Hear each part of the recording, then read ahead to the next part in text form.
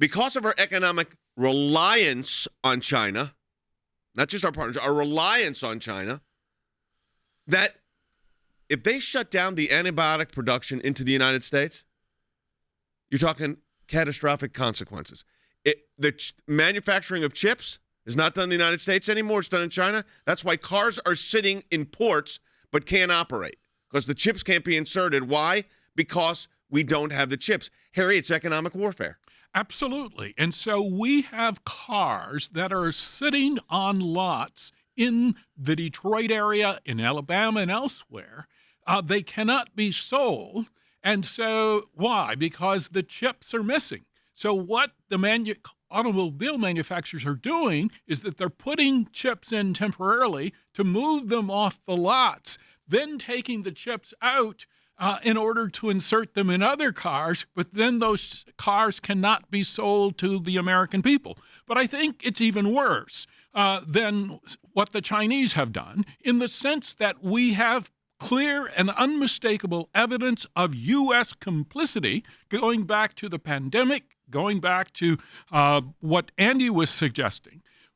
Where is the U.S. complicity found? It is found in this particular fact that the U.S. government has funded gain-of-function research in Wuhan. And how do we know this? Because Mr. Fauci, Dr. Fauci, essentially has admitted that. And so if you think about it, we, in some sense, have funded our own demise with respect to the pandemic, and it needs to stop. We need to stop subsidizing the Chinese. One last thing I wanted to ask Wes before we go to a break, and that is you touched on this, and that is the fact that the individuals that we've now dropped the cases against had significant ties militarily. They were part of the military. How big of a, you're a retired colonel in the United States Army. That is huge. It is huge, especially when you consider the fact that China's goal is to replace the United States as the world's only superpower. They have stated that. They have the largest military budget in the world. There's the theft of not just intellectual property when it comes to electronics or computers or other things. It's the theft of military secrets. Their new fighter plane looks mysteriously so much like our F-35 because of stealing technology like that. They are a huge threat.